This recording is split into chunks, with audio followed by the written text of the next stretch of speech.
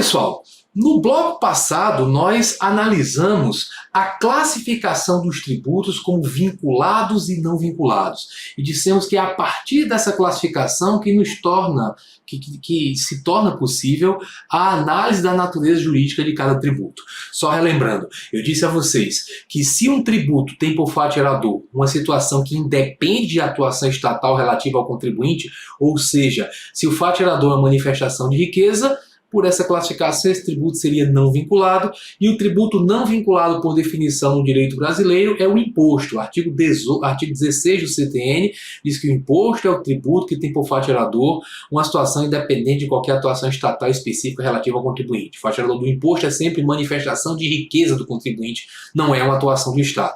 Se o tributo é contraprestacional, tem como fato gerador prestação de serviço ou exercício do poder de polícia, ele é uma taxa.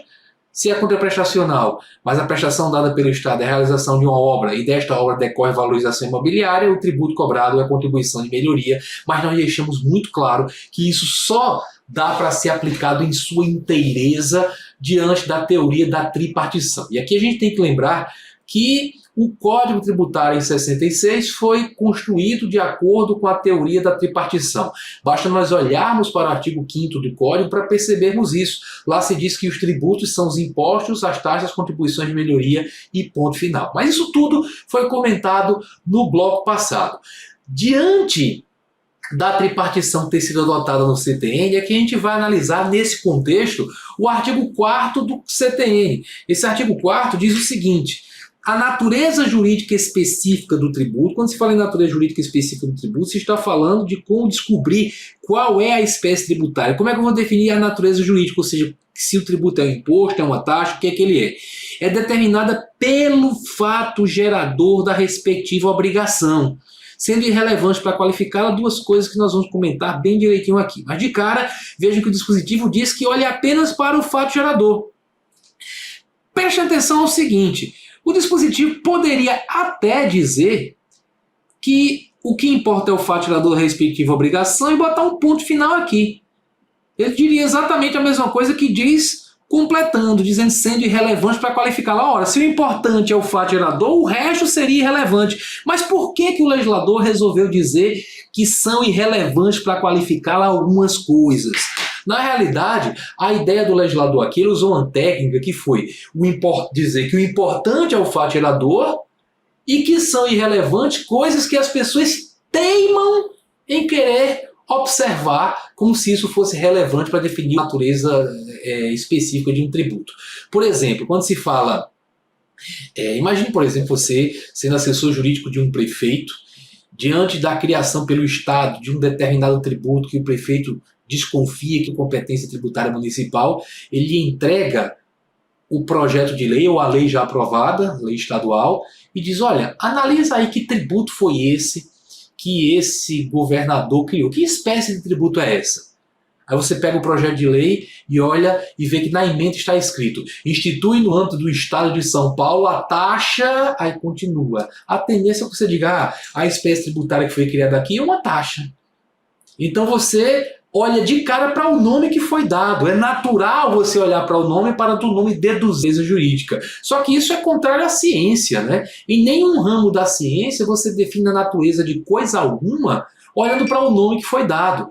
O sujeito pode até dar o nome a um bichinho novo que ele acha que é um novo ser vivo, ele coloca o nome da sogra dele em latim, mas pode ser que depois que ele publique um artigo científico sobre aquilo, alguém lá no Nordeste diga: existe aqui há muito tempo, você deu um nome diferente, mas não muda a natureza jurídica dessa criatura que já existe e já está catalogada há bastante tempo. Então dar um nome diferente não muda a natureza jurídica de nada, certo? De coisa alguma. A gente vê muito isso em direito. Quem estuda direito do trabalho sabe, por exemplo, que é comum, direito do trabalho e tributário também, né? É comum empregadores tentar dar nomes diferentes a verbas pagas aos empregados para dizer que não se trata de salário, para fugir de encargos trabalhistas e tributários também.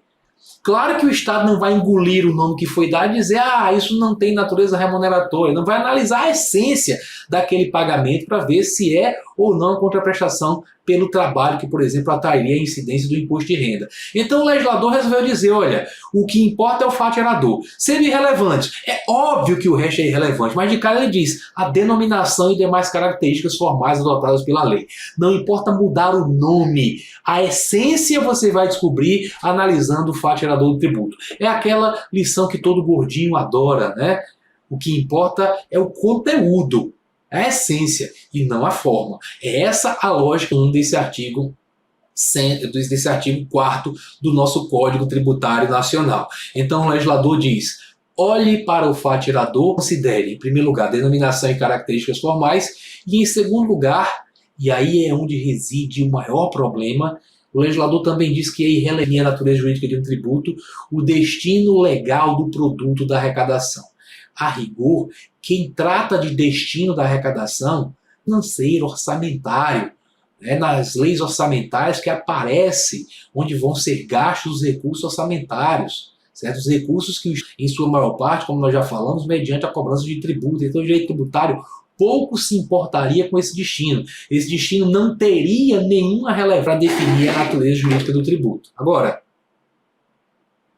vocês perceberam que eu estou aqui falando no futuro do pretérito, né? Não teria, pouco importaria, porque o que é que acontece? Depois de 1988, um conjunto de decisões do Supremo Tribunal Federal passou a considerar que empréstimos compulsórios e contribuições especiais são espécies tributárias autônomas. Atenção! Ele não apenas diz que são espécies tributárias. Tem muita gente que confunde isso. Tem gente que diz, antes de 88 o sólido não era tributo. Lembra que eu falei no bloco passado? Eu disse a vocês, empréstimo compulsório sempre foi considerado tributo. Só que quem adotava a teoria da tripartição dizia que era um imposto restituível, dado que o nome não importava, né? O nome dado empréstimo compulsório teria pouca relevância, a natureza ficaria pelo fato gerador. E quando se criou, por exemplo, o empréstimo compulsório sobre a aquisição de combustíveis, o fato gerador é uma atividade que independe de qualquer atuação estatal. Vender combustíveis, comprar combustíveis, comercializar combustíveis, não depende de atuação estatal. É uma manifestação de riqueza do contribuinte. Então, um fato gerador típico, bem semelhante ao nosso ICMS atual sobre combustíveis. Certo? De forma que, olhando para o ICMS sobre combustíveis e comparando com o empréstimo compulsório sobre combustíveis, a gente só consegue enxergar é o nome. Que a gente já falou que o CTN diz que é irrelevante, mesmo que não dissesse, nenhuma área da ciência vai definir a natureza de alguma coisa pelo nome que lhe é dado. Tá? E a outra diferença é o destino legal do produto da arrecadação. Como nós só pode ter suas receitas utilizadas para as despesas que fundamentaram sua instituição. Vamos ver que a fundamentação da criação de empréstimo ou a existência de uma guerra externa, ou de uma calamidade pública, ou da necessidade de um investimento urgente de relevante interesse nacional. Então, cadastro só pode ser usado com essas finalidades, né, para atender essas despesas de guerra, despesa de calamidade, ou despesa com investimento relevante de urgente interesse nacional. Isso é diferente de imposto? Sim. Para imposto, vale um princípio que está lá no artigo 167, inciso 4 da Constituição, que é o princípio da não afetação. A receita de imposto não pode ser vinculada a qualquer órgão, fundo ou despesa. A receita de imposto pode ser usada para qualquer despesa prevista no orçamento. Seria inconstitucional, por exemplo, editar uma lei e dizer que metade da arrecadação do IPVA tem que ser utilizada para conservar as rodovias estaduais. A arrecadação pode ser usada para no orçamento. Então, para imposto, a regra é a não vinculação. Observação, o próprio artigo 167, inciso 4, que cria a regra da não vinculação ou não afetação, traz exceções lá, mas a regra é não afetação. Já empréstimo compulsório é o contrário. A receita já é vinculada pela própria Constituição à despesa que fundamentar a sua instituição. Além disso, a maior peculiaridade, o dinheiro arrecadado tem que ser devolvido, porque apesar de ser compulsório, como são todos os tributos, né? Se tributo é compulsório por conceito, a cobrança o pagamento é compulsório, mas é empréstimo, e como empréstimo tem que ser devolvido. Então vejam, a diferença do ICMS sobre combustíveis para o empréstimo compulsório que já foi criado sobre combustíveis, ou as diferenças, são exatamente as duas coisas que o CTN diz que são irrelevantes para definir a natureza jurídica do tributo. Quais sejam a denominação Um é empréstimo compulsório, outro ICMS sobre combustíveis conforme a própria lei, certo? E a destinação legal do produto da arrecadação, porque o ICMS, como imposto, não pode ter somada a qualquer órgão, a qualquer fundo, a qualquer despesa, certo? Então, só existem essas duas diferenças. Então, se a gente for olhar do vídeo da relevância pelo CTN, não existiria diferença alguma, né? Porque o fatiador seria a comercialização de combustíveis e denominação ainda mais características formais, o CTN diz que são irrelevantes. Só que pós 88, o Supremo não aceita que você diga que o empréstimo compulsório é um imposto. Quer dizer que empréstimo compulsório é uma espécie tributária autônoma. E aí, colegas, para que a gente diga que é autônomo, dizer que é autônomo é dizer que é diferente das que existem. É dizer que tem suas peculiaridades, que fazem com que eles se difiram dos impostos. Então, para que a gente diga que são espécies tributárias autônomas, a gente tem que apontar a diferença.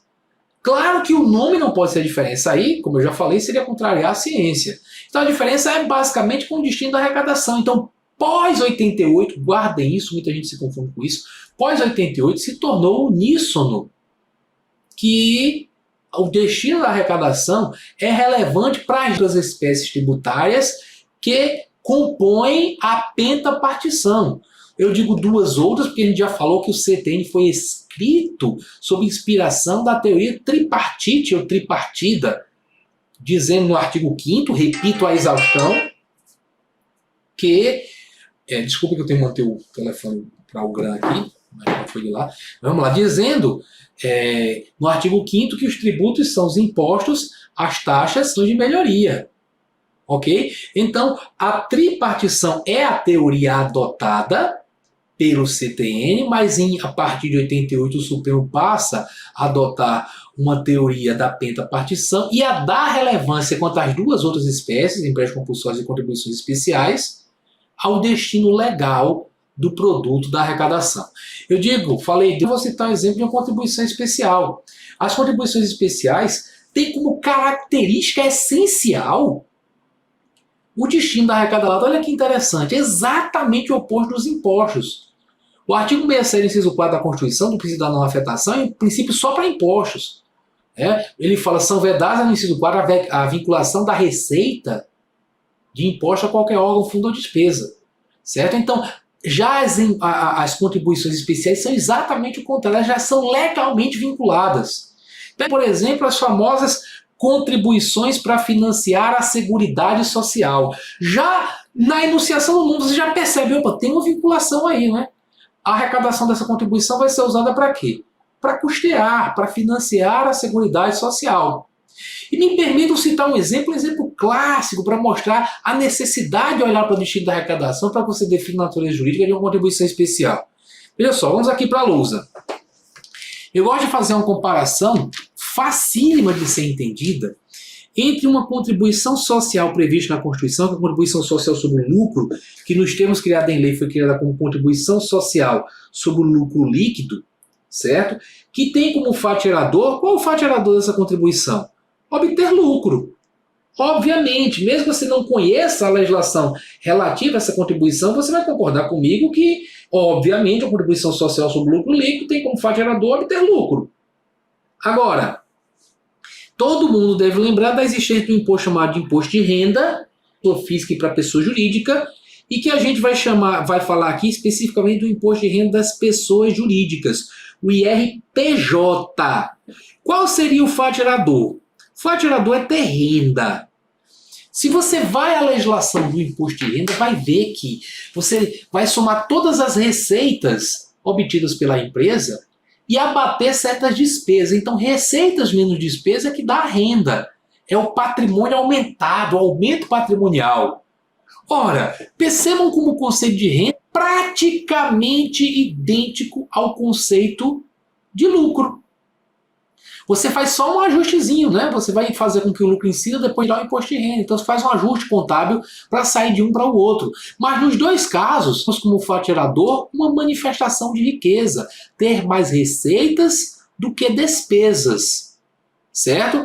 Claramente são tributos que têm como fato gerador uma situação independente de qualquer atuação estatal específica relativa ao contribuinte.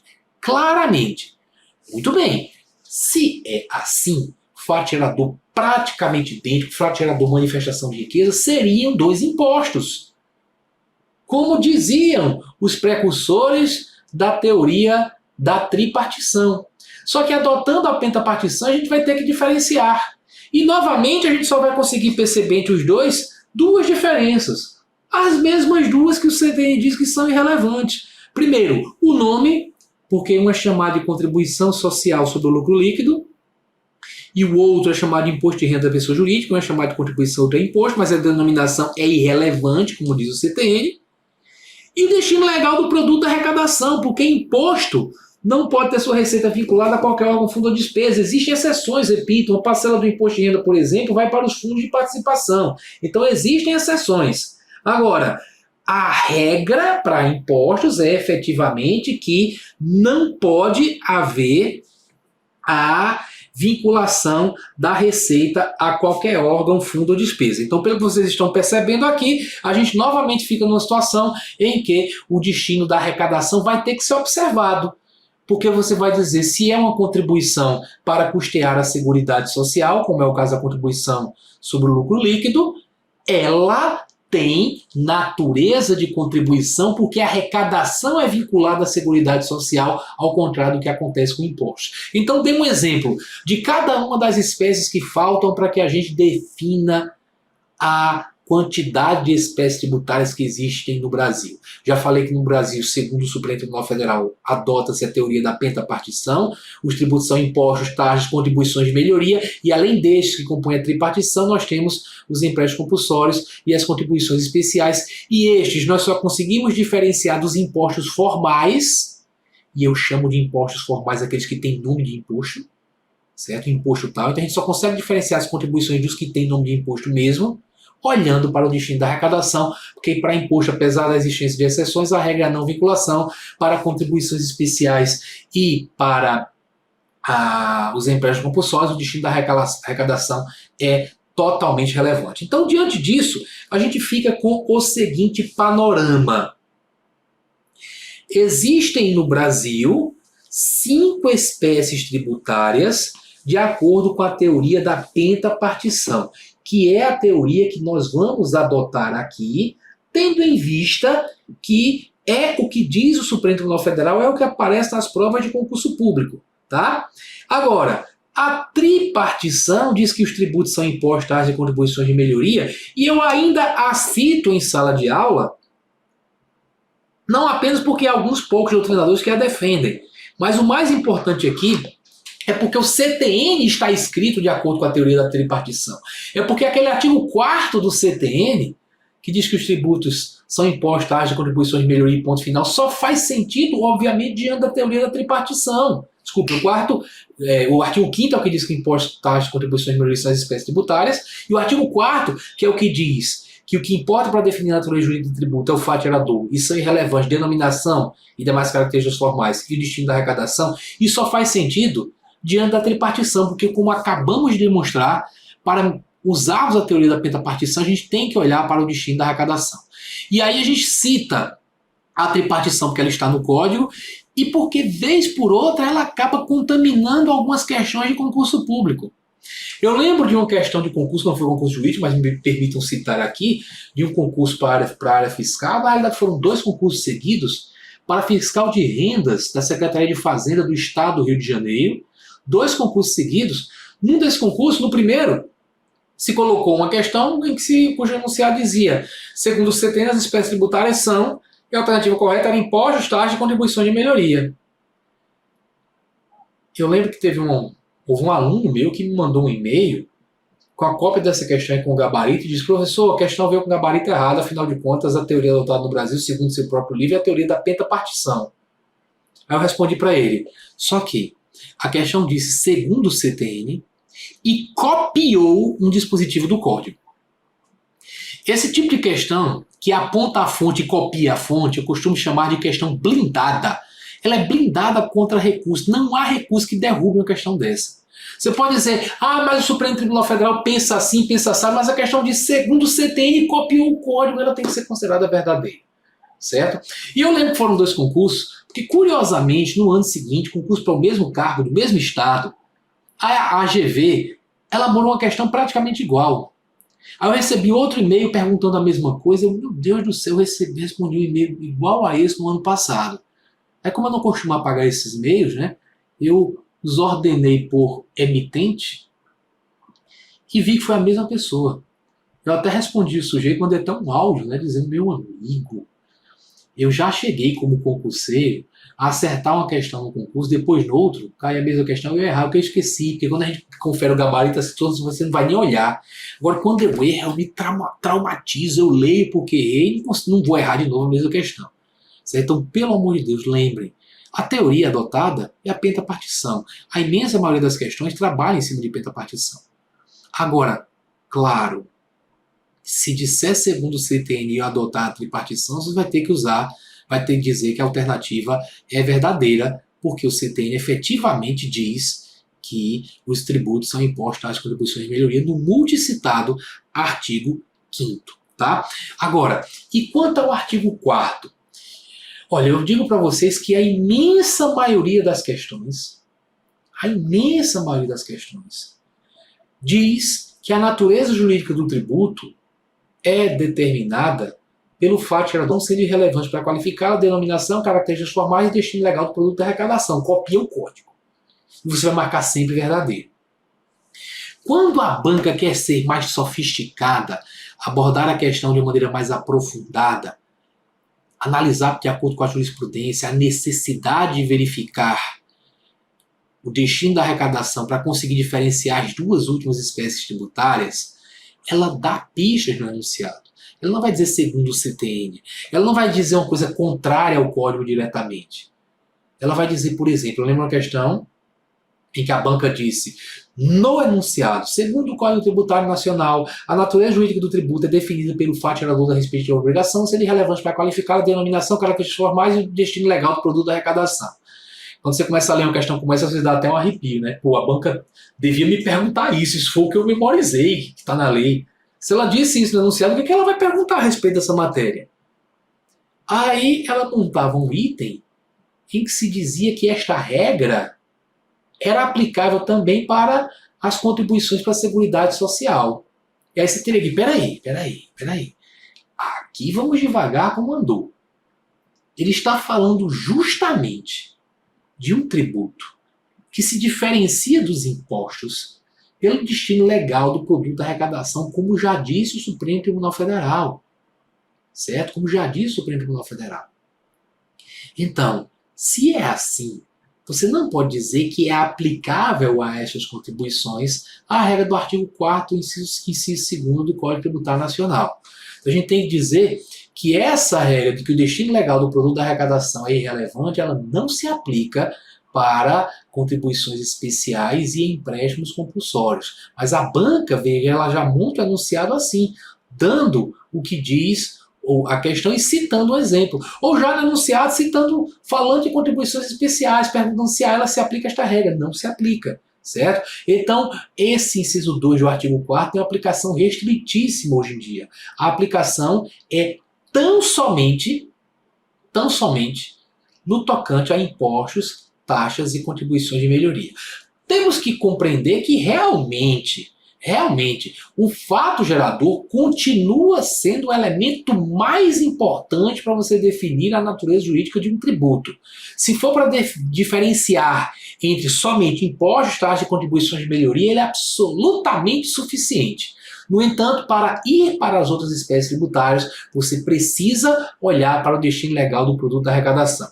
E eu chamo a atenção ao fato de que nas provas de concurso público, a tônica, a tendência é cobrar o artigo 4º do jeito que ele está. Quando a banca vai sofisticar mais, ela cita exemplos, fala diretamente de contribuições especiais em empréstimos compulsórios, porque você, quando olha para aqueles tributos, você percebe claramente a necessidade de olhar para o destino legal do produto da arrecadação para conseguir definir a natureza jurídica específica desse tributo.